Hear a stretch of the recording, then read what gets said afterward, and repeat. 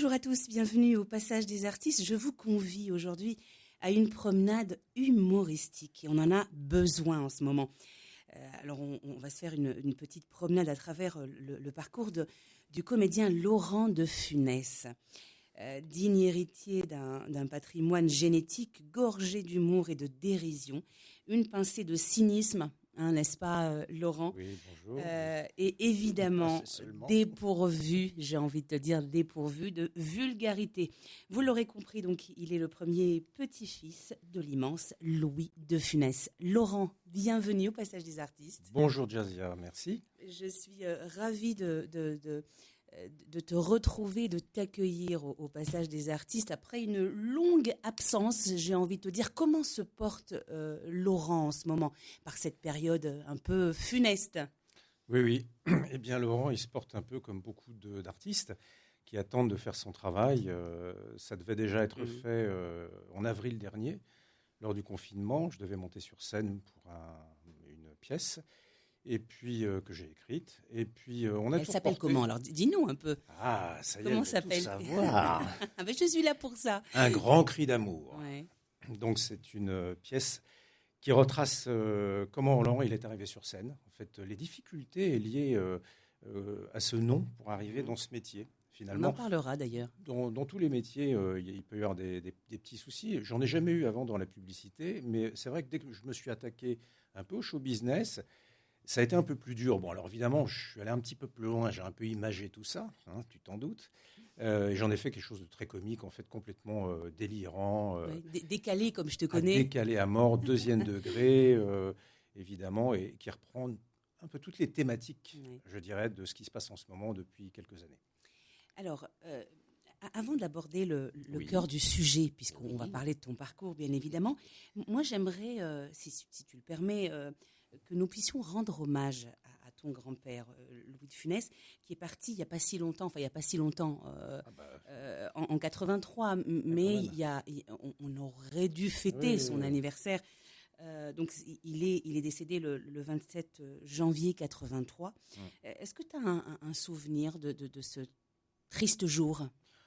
Ah oui, j'ai un souvenir extrêmement précis, pour la bonne raison que je me trouvais, d'ailleurs, si cet ami m'entend, je me trouvais, j'étais adolescent, donc je me trouvais on venait de faire une fête avec des copains en boîte de nuit, et nous prenions le premier métro.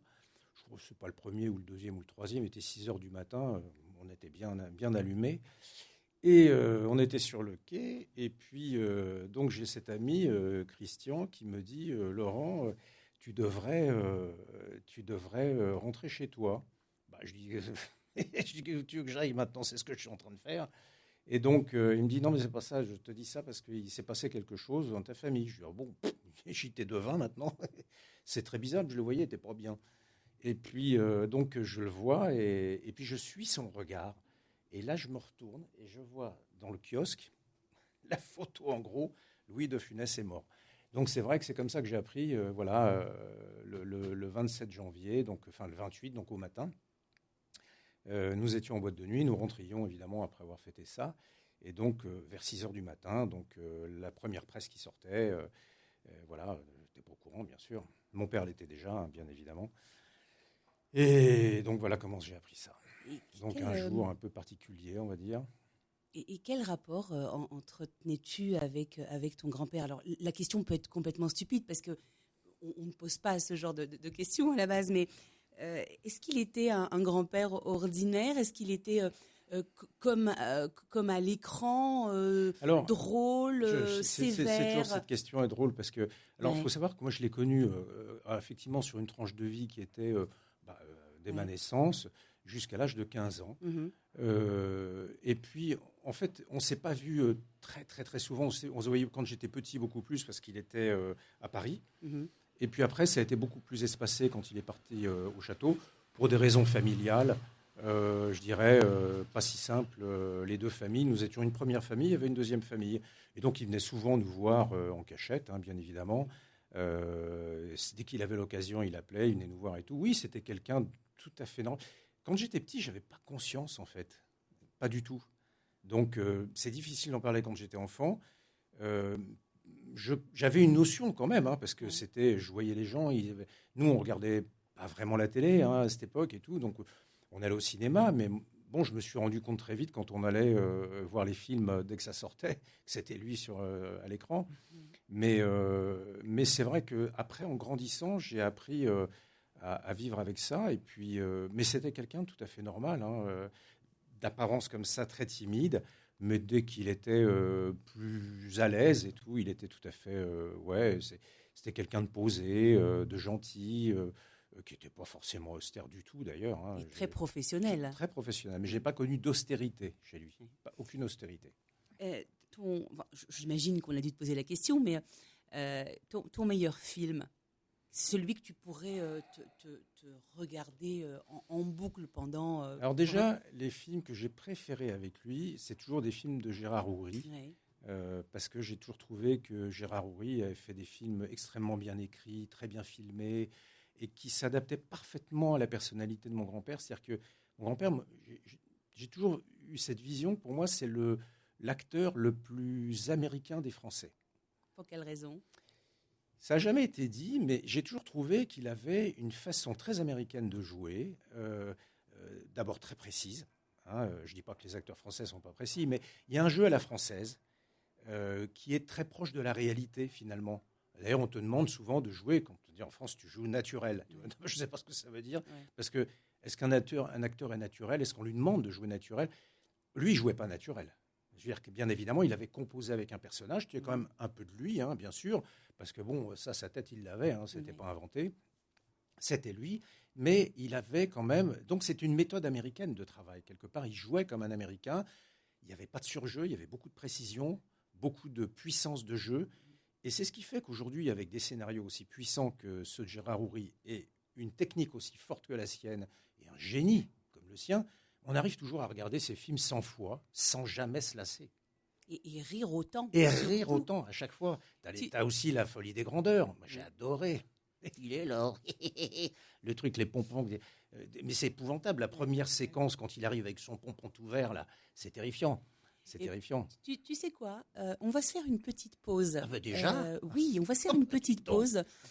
Puisque tu nous parlais de Gérard Houry, on va se faire une petite pause Rabbi Jacob. D'accord. On va se mettre un peu de bonne humeur. Oui. Ça contrastera, ça contrastera un peu avec le temps de Paris. Et puis on revient tout de suite après. Avec plaisir.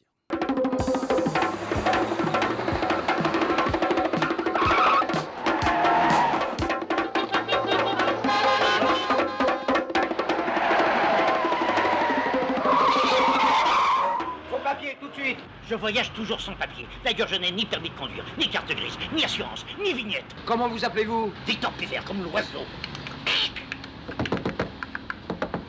Comment là ?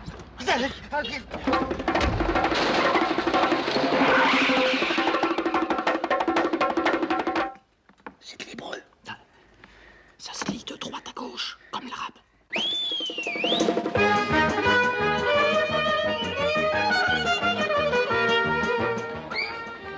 Monsieur ne m'avait pas dit que monsieur était juif ? Parce qu'hier, je ne l'étais pas, voilà.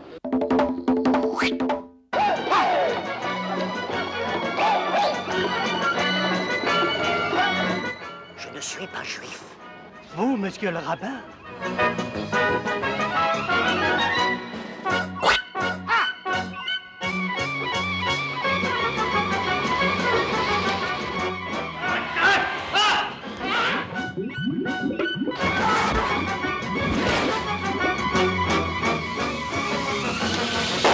Pivert, comme un museau comme le pivert.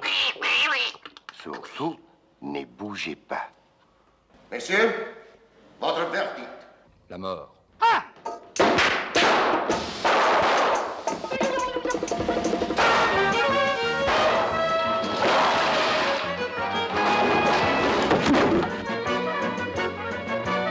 Victor, ne pars pas le jour du mariage de ta fille.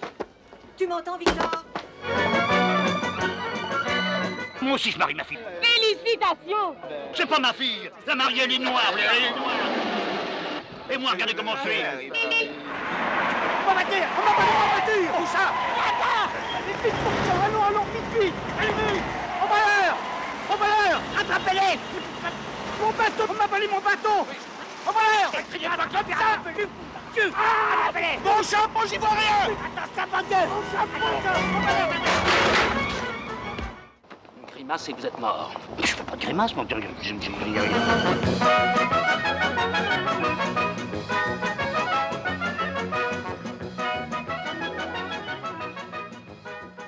Laurent de Funès, moi ce que j'aimerais savoir, et c'est vrai que tu l'as dit un peu au début, très brièvement, est-ce qu'il est compliqué lorsqu'on porte, alors je dis de Funès, mais ça peut être un autre nom, est-ce que c'est plus compliqué parce qu'on s'imagine que c'est beaucoup plus facile d'intégrer le milieu artistique lorsqu'on a un patrimoine qui est déjà là, qui a déjà existé, qui a fait ses preuves, etc. Est-ce que c'est plus facile ou plus compliqué ? Non, c'est plus compliqué. C'est plus compliqué. Pour parce quelle que, raison ? Il y a plusieurs paramètres. Dans d'autres secteurs, c'est très simple. En fait, bon, on n'a pas de comparaison possible. Or, dans le secteur de l'artistique, tout de suite, il y a un rapport de comparaison qui peut se créer, mais qui n'est pas celui du public finalement. Parce que le public, il sait bien qu'on est nous-mêmes. Donc, quelque part, je ne suis pas Louis. Je ne suis pas lui. Louis, je ne suis pas... Voilà, c'est un jeu. Je ne suis pas Louis. Mais je suis moi, avec une petite part quand même de lui. Et donc, il faut l'accepter. La ressemblance, elle est quand même hallucinante. Oui, mais ce que je veux Est-ce dire... que tu la travailles ? Non, pas du tout, on s'en fout complètement. Non, puis au contraire, d'ailleurs, je me laisse pousser les cheveux pour pas du tout. Tu vois, parce que j'ai vraiment une autre physionomie. Je veux dire, j'ai les cheveux longs. Donc, non, je pense que il n'y a rien à faire. C'est la génétique. Alors, est-ce qu'on passe son temps à éviter cette génétique ? Ou est-ce qu'à un moment donné, on se dit, bon, je suis moi, avec ma technique qui sera celle-ci, et puis évidemment, avec cet héritage-là, que je n'y peux rien quand je monte le ton, mais j'ai un train aussi beaucoup plus grave, mais quand je monte très haut, comme ça, on ne peut pas changer. C'est ni sa voix, ni machin, c'est comme ça, on est comme ça. Et puis par contre, mais c'est plus difficile vis-à-vis des professionnels. Les professionnels se disent « Ah là là, oui, c'est bien, mais est-ce que... » Enfin, il y a toujours un tel mythe, c'est tellement immense, tellement énorme. Et est-ce que c'est pas lourd à porter, ça, dans ce milieu ? Est-ce que c'est pas... Oui, mais après, j'ai décidé de m'en fiche, quoi. Ouais. À un moment donné, faut accepter, faut être soi, et puis c'est tout. Il y en a qui disent c'est difficile. Je dis, oui, écoute, on verra, hein, c'est pas grave. Hein, moi, ce qui est essentiel pour moi, c'est plutôt que le public soit au rendez-vous et que j'ai ma partition à moi et que ça leur plaise. Je vais pas chercher à masquer. D'ailleurs, je cherche même des rôles beaucoup plus dramatiques, quelque part, parce que je sais que j'ai fait des choses qui ont prouvé que je pouvais être vraiment très fort dans un côté très sombre. Justement, on va en parler de tes débuts, parce que tu commences d'abord, et ça dure 25 ans, tu commences et tu es directeur d'une boîte de communication, de publicité, c'est ça ? Oui. D'abord, je suis photographe, et puis je fais des pour Jardin des Modes, Elle Magazine, je fais des reportages, du mannequinat, tout ça. Bon, je fais tous ces trucs. Et puis bon, j'ai fait quand même des études au début. J'ai suivi un peu le parcours. Je trouvais très sympa l'imprimerie et tout, donc j'ai eu une imprimerie. J'ai vite bifurqué en vendant tout ça, en allant sur la publicité. Donc, j'ai eu une agence de publicité pendant plus de 20 ans, voire 25 ans. Et puis, donc mon parcours était quand même artistique, mais aussi extrêmement commercial. Donc, je me suis beaucoup éclaté. Et puis, les années 2008 sont arrivées avec le crash, des soucis, ça a commencé à être compliqué. Et puis, un événement familial dramatique est arrivé, le décès de mon jeune frère, dans des conditions épouvantables. Et je me suis dit que j'avais le choix, à partir de ce moment-là, c'était en 2012, finalement que la vie était courte et qu'il pouvait nous arriver n'importe quoi sur la figure. Et à partir de ce moment-là, je me suis dit, il faut vraiment réfléchir à ce que tu veux faire après. Et je me suis dit, j'ai toujours eu envie. C'était ça ma question. Est-ce que ça germait mais ça a toujours germé. Ça a toujours germé. J'ai pris des cours de théâtre à un moment donné parce qu'une amie est venue me voir en disant, il paraît que tu veux prendre des cours. Mais je n'osais pas à cause de ce nom. En me disant, attends, pas... Et puis finalement, ça m'a explosé tout de suite à la figure. Même la prof m'a dit, mais t'es fait pour ça, quoi. Donc, elle m'a dit, faut que tu fasses vraiment, il faut que tu ailles rapidement faire ce que tu as à faire, quoi. Et en fait, et puis Marthe Mercadier est venue me chercher. Oui, alors, il y a eu C'est un hasard incroyable. Il y a eu cette rencontre-là. Ah, c'est un hasard incroyable. Alors, raconte-nous, justement. Alors, en fait, mon père et Jean-Jacques Gellot-Blanc, mon père, donc Daniel, font un livre avec Jean-Jacques Gellot-Blanc, qui est un journaliste biographe, qui était effectivement le journaliste à l'époque, biographe attitré de mon grand-père. C'était de Funès, l'Oscar du cinéma. Oui, c'est l'Oscar ça du cinéma, Oui. il fait un excellent livre. Et puis mon père, très, très, très malade, parce qu'il faut savoir que mon père fait un infarctus aussi, quasiment le même jour, au même âge que mon grand-père en avait fait un fatal. Un truc de fou. Mais une synchronicité complètement démente. C'est arrivé un 27 janvier aussi. Et donc, mon père m'a dit, je suis incapable de faire la promotion de ce livre. Veux-tu la faire à ma place? Je dis, ah bon, pourquoi pas? Si tu veux, on va essayer. Et puis bon, je me prête au jeu. Et puis là, je fais un salon du livre à Toulon.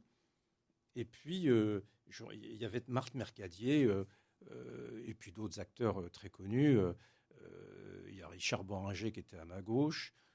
Marthe à ma droite, j'en menais pas large. Autant te dire que c'était compliqué, parce que tu avais des énormes on va dire coffres, hein, pour pas dire vulgaire, pas dire des énormes gueules. L'un qui braillait à ma gauche, là, qui était très sûr de lui et puissant, et puis la Marthe Mercadier, elle envoyait tout sa vocable et tout, et ces énormes yeux bleus, c'est comme ça qui te traversaient comme ça dans la tête. Et là, tu te dis, oh là là là là. À quelle sauce je vais te manger? C'est ça. Et puis donc, elle vient me voir à un moment donné, au bout du deuxième jour, elle me fond dessus, comme un rapace, tu sais, les yeux tout bleus. Tu sais qui je suis? Je dis, oui, madame. Bon, rappelle-moi encore madame, et je te fous une tarte dans la gueule. Ah, ça n'a pas dit. Je dis, bon, alors, elle me dit, tu vas venir jouer avec moi. Je dis, ah bon, mais jouer quoi? Ben, elle me dit, tu verras, mais je veux que tu viennes jouer avec moi. Ça fait 2 jours que je t'observe. Je sais ce que tu as fait comme parcours, machin, ça m'intéresse. Voilà, elle me dit, j'ai 60 ans de métier, c'est pas toi qui vas me dire que tu sais pas faire, d'accord? Je les renifle, et donc, tu vas venir.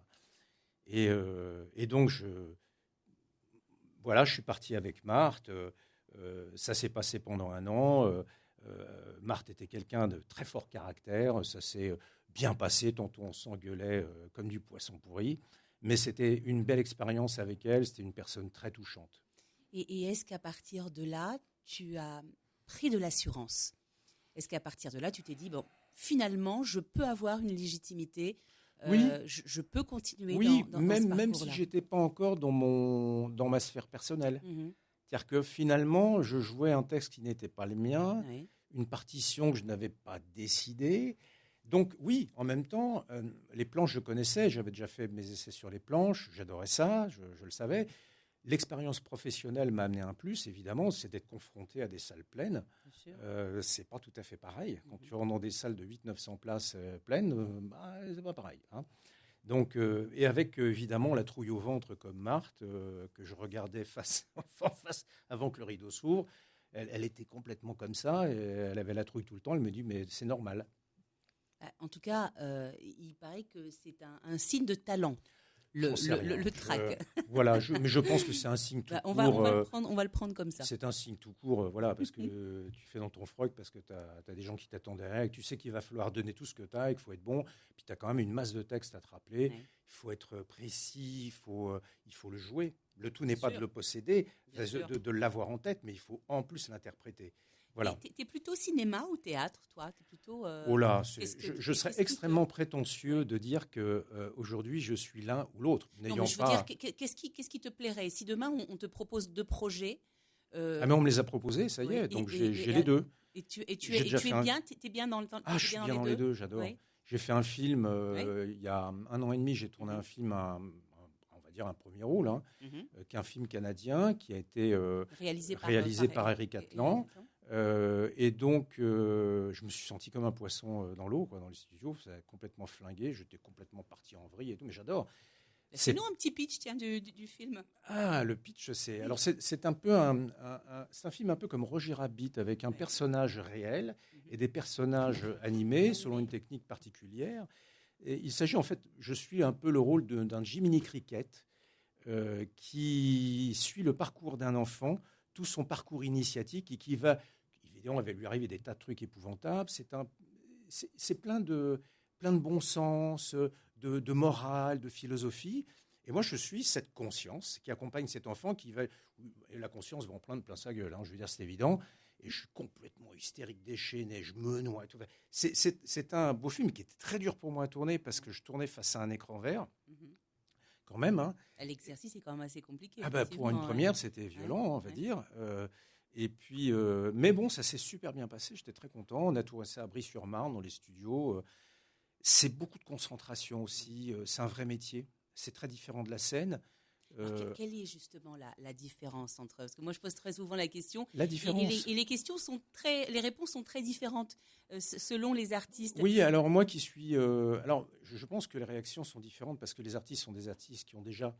Tu sais, il y a une espèce de séparation entre le théâtre et... Il y a les artistes de théâtre qui te disent oui, mais le théâtre, c'est plus authentique. Oui. Et les artistes de cinéma... Plus spontané, c'est plus... C'est vrai que c'est plus spontané. Mais en même temps, artiste au cinéma, c'est d'une précision énorme parce que tu as la caméra sur toi. Et ça veut dire que même si tu recommences des prises, on te dit oui, mais c'est facile, tu recommences tes prises. Non, mais ça, c'est les gens qui n'ont pas tourné qui disent ça. Parce que ça veut dire qu'il faut progresser de plus en plus dans tes prises et donner le maximum. Tu es à 150% de ce que tu donnes. Et crois-moi, si jamais tu te rates, c'est pas bon.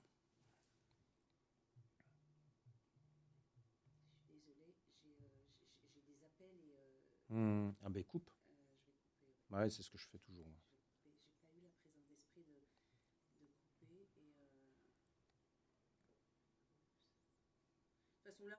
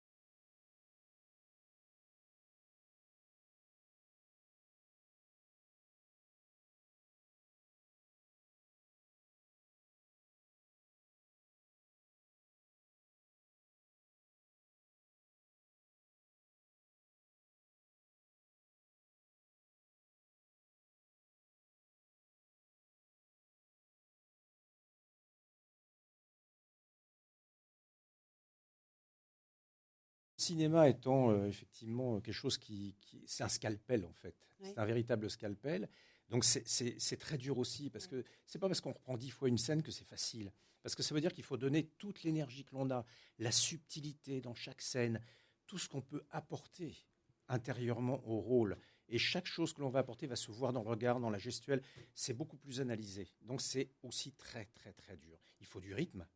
Il ne faut pas perdre le rythme de l'ensemble du film, de ce qu'on a fait avant et tout. Donc c'est désynchronisé en même temps, parce que tu commences parfois par la fin du film, une scène du milieu, donc il y a une désynchronisation qui est très importante, qui fait que tu es obligé d'avoir une énorme concentration, quand même. Pareil pour le théâtre, mais ça n'a rien à voir. Le théâtre, c'est un jet, c'est une prise, on y va, mais avant il y a eu des répétitions, mais il y a une tension émotionnelle qui est extrêmement puissante au théâtre. Mais est-ce que c'est pas cette tension émotionnelle qui apporte plus d'adrénaline, plus de plaisir, plus de... Oui, alors oui, on prend un grand au... plaisir à condition d'aimer la pièce que l'on fait. Bien sûr. Parce qu'on est obligé de faire des fois des pièces pour bouffer, comme on dit. Hein. C'est Michel Galabru qui me disait ça tout le temps. Il me dit, tu sais, j'ai fait aussi des merdes, mais il fallait bien que je bouffe. Oui, donc, après, malgré qu'il ait fait des merdes, il avait un talent immense qui nous permettait, même dans une merde, de l'apprécier. Voilà. Tout à fait. Et donc, et ce que je voulais dire, c'est que la scène, moi, que je l'ai vécue, bon, alors en tant qu'amateur et puis après professionnellement, mais à très petit niveau, hein, parce qu'il faut rester extrêmement modeste par rapport à ce que j'ai fait. Quand je vois des grands acteurs de théâtre, je suis toujours émerveillé de leur technique de jeu, de l'aisance, parce que c'est un travail énorme, en fait. On ne se rend pas compte, mais d'obtenir cette aisance, c'est un réflexe presque. Donc, il faut tellement travailler, que ça devienne réflexe. Mais en même temps, il y a toujours cette petite part d'émotion en plus qu'on va apporter tous les soirs qui va être différente en fonction de son public. Laurent de Funès, moi et c'est vrai que encore une fois je pose la question, mais j'aimerais avoir ton avis à toi. Qu'est-ce qu'il faut, quelle serait la condition, s'il devait en avoir qu'une, la condition pour être un bon comédien? Oh là là, j'en sais rien. Il faut pas manquer de quoi? Voilà. Si on peut faire des concessions sur plein de choses, mais quelle serait la chose qu'on ne peut pas ne pas comment te dire, quelle est la chose que le comédien ne peut pas ne pas avoir, en plus du talent, j'ai envie de te dire. Oui, bon, mais le talent, c'est quoi alors? Après, je dirais que il faut une certaine folie en soi. Ouais. Une certaine folie. Ça, j'en suis convaincu. Une très grande imagination, parce qu'en fait, au moment où on lit un scénario, je me suis rendu compte, quand je donnais à lire un scénario à des gens, ils ne voient pas. Et toi, d'un seul coup, tu as tout qui se précise devant toi. Ouais. Tout qui s'articule. Même tu te vois en train de jouer. Je veux dire, il faut donc une espèce d'imagination, un imaginaire très fort, qui puisse nous permettre de nous projeter dans un personnage, de rentrer dedans, et au contraire de se l'accaparer, d'être lui, tout en restant toi, parce que je veux dire, on n'est pas schizophrène quand même. Hein, je veux dire, faut pas oublier les. Donc c'est Jekyll Hyde, mais pas loin. C'est-à-dire qu'il y a un moment donné, il y a le plaisir, et c'est peut-être aussi ce plaisir, cette recherche d'aller chercher au fond de soi tout ce que l'on a. Ce que tout individu a finalement, toutes ses peurs, ça peut être ses noirceurs, ses joies, ses choses profondes cachées, la aussi. Complexité, le doute qui est énorme, et la complexité de l'homme, de son cerveau, de ce qu'il a vécu. Et ça, c'est important. Et c'est pour ça que je dirais qu'un acteur qui aurait mon âge, en fait, dans cette tranche d'âge-là, avec le vécu que j'ai, c'est intéressant parce que je vais pouvoir remettre tout mon vécu, tout ce que j'ai... tout ce que j'ai eu en pleine poire et autres, tout ça va ressortir. Et c'est cette profondeur aussi de l'individu qui va permettre que je vais ancrer dans le jeu. C'est tout ce que j'ai vécu, je vais pouvoir ancrer des choses du passé dans toute cette technique de jeu et tout cet imaginaire que j'ai en moi, que j'ai toujours eu, parce que j'ai toujours été, on m'a toujours dit, t'es un fou, toi. Oui, parce que j'ai toujours été dans un imaginaire énorme. Et la transition est simple, parce qu'on va parler de fable, puisque tu parlais de créativité et d'imaginaire. Oui. Avant de parler de ça, moi, si on devait t'offrir un rôle aujourd'hui, quel serait le rôle que tu aimerais incarner? Un méchant, un gentil, je suis toujours fasciné par les rôles de méchants. Ouais. Mais le méchant, parce que c'est hyper... Alors, j'ai pas dit le méchant, pas le monstre. Oui. Je veux dire, j'ai toujours été fasciné, par exemple, par Jack Nicholson dans Shining. Il est extraordinaire parce qu'il a une puissance, un côté sombre et tout, en même temps faussement joyeux. Enfin, moi, cette folie, je la trouve intéressante. J'adore cette folie qu'on peut avoir en soi, parce que je pense que beaucoup de gens l'ont, cette folie. Alors, pas tout le monde, mais on le voit bien dans des événements fâcheux des fois qui se passent, dans des choses dramatiques, que la folie est en l'homme. Laurent de Funès, moi j'ai envie de t'offrir une chanson. Oui. J'ai envie de t'offrir une chanson. Vas-y, chante. Non, il fait déjà pas beau sur Paris, alors je vais pas te faire prendre ce genre de risque, mais si justement je voulais t'offrir une chanson, ça serait laquelle qu'on passerait là tout de suite pendant l'émission? Oh là là, je sais pas. Je sais pas du tout. Plutôt rock, plutôt pop, plutôt R&B, plutôt... non. Qu'est-ce que tu t'écouterais, toi, chez toi? Il fait pas très beau, t'as le blues. Alors moi, d'abord, j'adore le jazz. Je suis un fan de jazz. Dans notre famille, mon grand-père était un fan de jazz, de piano jazz. Mon père a été élevé comme ça. Moi, il m'a élevé comme ça. Donc on est fou de jazz. Et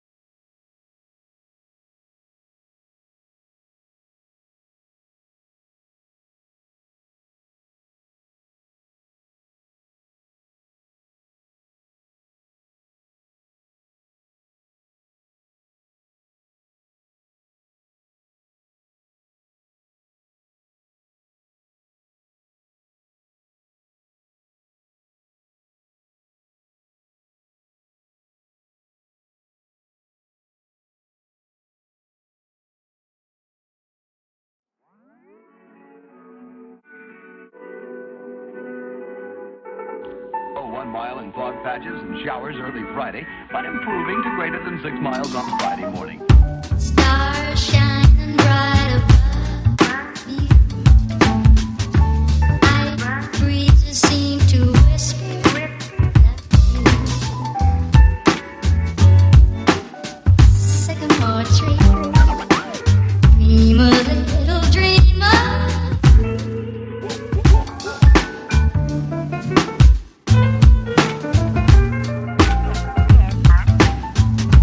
Night breezes seem to whisper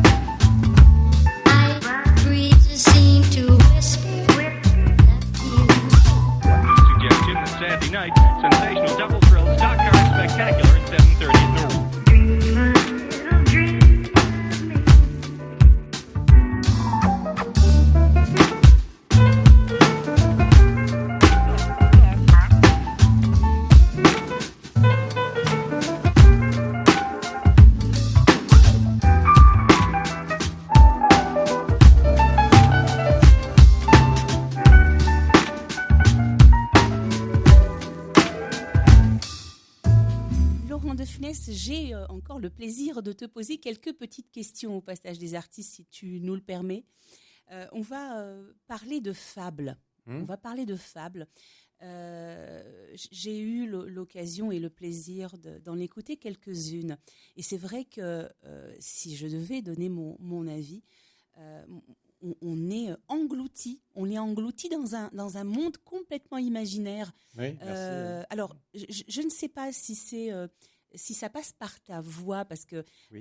c'est vrai que la voix nous emmène vers on est dans une autre dimension. Est-ce que c'est ce que tu désirais, Alors, j'imagine? oui. D'abord, comment est née cette histoire de fable? Pour moi, en fait, c'est né d'un constat. Quand on faisait des répétitions, j'avais toujours cette amplitude. Quand j'ai joué avec Marthe, il y a la femme d'un très grand monteur d'opérette qui est venu me voir. Et lui était avec, je ne sais plus comment il s'appelait, c'était quelqu'un de très connu, qui m'a dit « J'ai écouté votre timbre de voix et vous avez une tessiture incroyable. » Et dit « Je vous ai écouté, est-ce que vous ne voudriez pas faire une opérette pour moi, avoir le premier rôle d'une opérette, un espagnol ?» Et tout, je dis « Une opérette? Moi ?» Je dis « Mais jamais de la vie !» Parce que moi, une opérette, je chantais « Ouais !» Mais il m'a dit « Vous avez un timbre baryton-basse, vous passez du baryton, très fort, très puissant, comme ça. » Vous passez jusqu'à la tessiture, vous allez très très haut. Et dit ça, cette tessiture, vous n'en jouez pas parce qu'elle est naturelle, mais vous la déployez tout le temps. Et dit ça, vous feriez un très bon chanteur. Je dis ah bon, bah. Mais j'ai quand même décliné l'offre, parce que. Pour quelle raison? Parce que c'était pas mon domaine d'activité, Ouais. et là où je voulais être, en fait, et je suis quelqu'un de très fantasque, mais là où je voulais être, c'était pas là. Il y a des endroits où tu veux être et des endroits Bien où sûr. tu n'as pas envie, forcément. D'abord, j'avais trop la trouille et puis peur d'être incompétent total. Et puis après, une fois que j'ai commencé à jouer, oui, j'ai fait un film aussi, donc j'avais oublié, mais où Michel Galabru a joué dedans. Michel, il a fait sa dernière apparition avec moi. Il tenait C'était lequel? Dis-nous. Alors, c'est un moyen métrage, en fait, on appelle ça un court métrage, mais qui dure quand même 30 minutes. Où j'avais écrit ça et Eric me dit écoute, on va le faire parce qu'on va se servir de ça comme bande démo pour te présenter. Et donc on a écrit ça, et quand Michel, avec qui on était amis, a su ça, il m'a dit je veux absolument jouer dans ton truc, si tu me prends pas, je te fais la gueule, je ne te parle plus, je vais te faire la gueule, je vais plus te parler, alors je veux jouer. Alors je dis oh là là, mais t'énerve pas. Et j'avais son agent, il me dit oui, attention Laurent, Michel, si jamais. Il est très rancunier. Non, mais c'était gentil. Ça. Évidemment. Pour moi, c'est un cadeau énorme. Je veux dire, Bien je le prends sûr. comme ça. Et puis, cette confrontation en termes de jeu avec Michel a été extraordinaire parce que j'avais écrit quelque chose. Et finalement, Michel me dit, on arrive sur le plateau, et là, tout le monde se met en place. Et puis, je vois son œil qui était malin. Comme d'habitude, il était très... je le sentais goguenard, tu vois.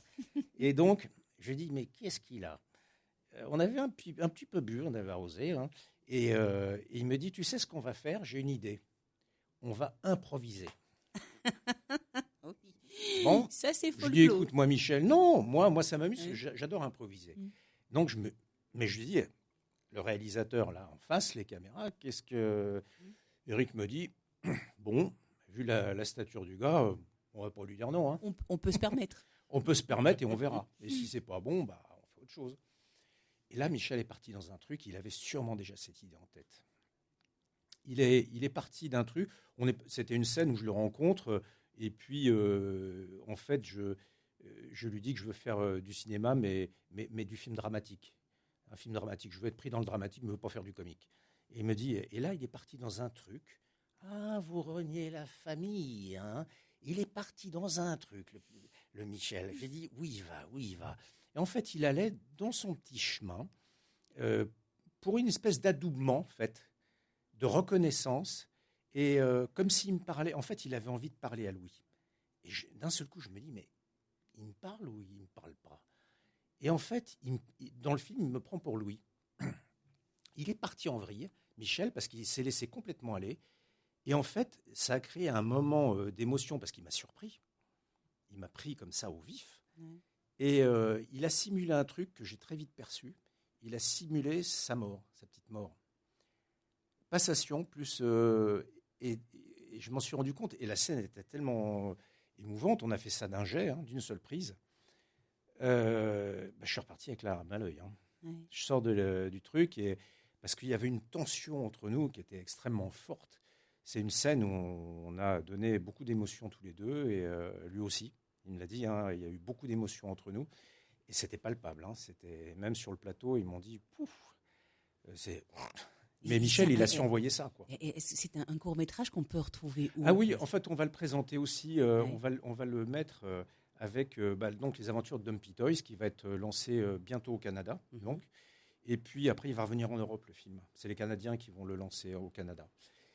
Ça, c'est le film que j'ai fait avec Eric Atlan. Et donc, on va mettre sûrement cette capsule de 30 minutes en cadeau quelque part. Voilà. C'est un cadeau de Michel. Alors, je vais pas. On va faire ça, je pense.